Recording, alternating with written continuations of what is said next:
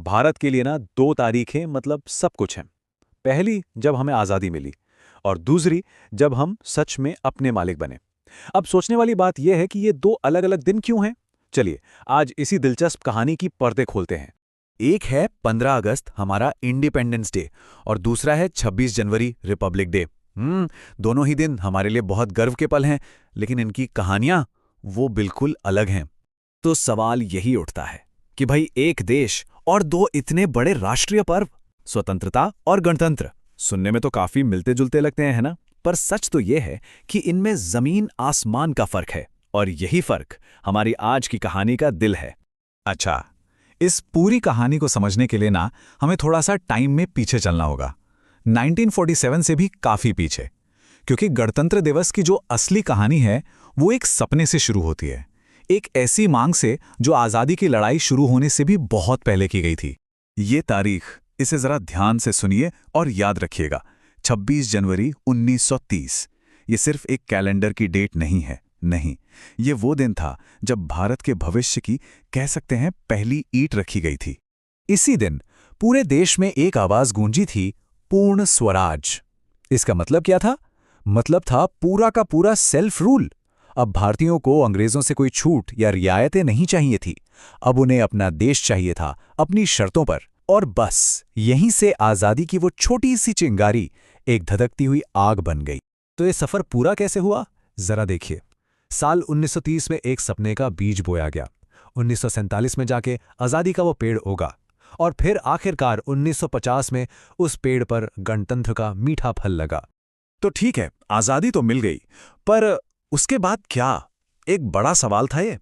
चलिए अब कहानी के उस सबसे अहम पड़ाव पर चलते हैं, जब भारत ने आजादी हासिल करने के बाद अपनी तकदीर खुद लिखने का फैसला किया। 15 अगस्त 1947, क्या दिन था वो। सदियों की गुलामी के बाद भारत ने आखिरकार खुली हवा में सांस ली। हर तरफ जश्न का माहौल था, एक सपना था जो सच हो गया था।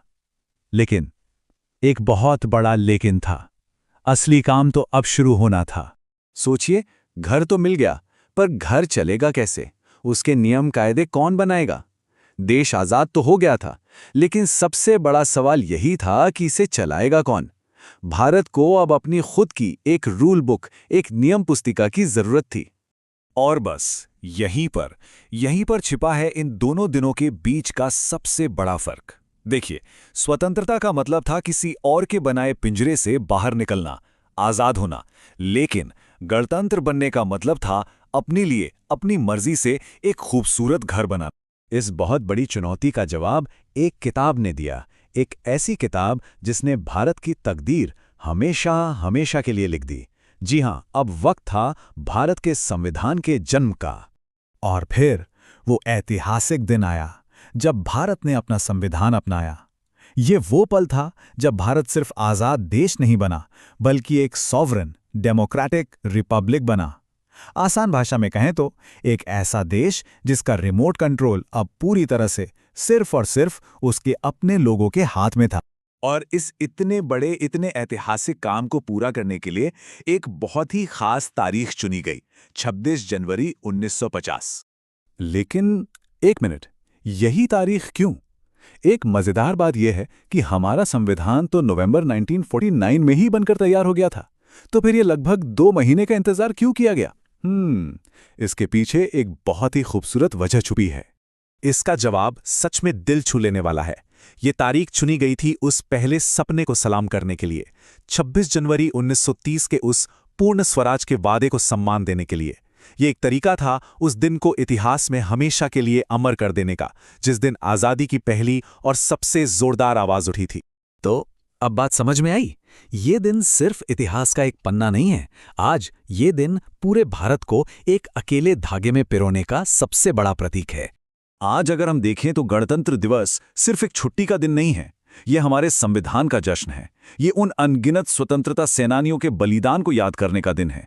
ये दुनिया को हमारे लोकतंत्र की ताकत दिखाने का दिन है। और इन सबसे बढ़कर ये हमारी यूनिटी इन डाइवर्सिटी, यानी अनेकता में एकता का सबसे बड़ा उत्सव है। सोचिए, ये एक दिन 140 करोड़ लोगों को एक वादे से जोड़ता है। एक ऐसा देश बनाने का वादा जो जनता का है, जनता के लिए है और जनता के द्वारा ही चलाया जाता है। और ये सिर्फ एक वादा नहीं, ये एक संकल्प है, एक प्रण है कि भारत हमेशा स्वतंत्र, मजबूत और एकजुट रहेगा। और हर साल 26 जनवरी हमें इसी संकल्प की, इसी प्रण की याद दिलाती है। तो अगली बार जब 26 जनवरी की परेड देखी जाए या कहीं तिरंगा शान से लहराता दिखे, तो एक पल रुककर ये जरूर सोचना कि आखिर कैसे सिर्फ एक किताब, एक अकेला दस्तावेज दुनिया के सबसे बड़े और सबसे रंग बिरंगे लोकतंत्र को एक साथ, एक सूत्र में बांधे रखता है।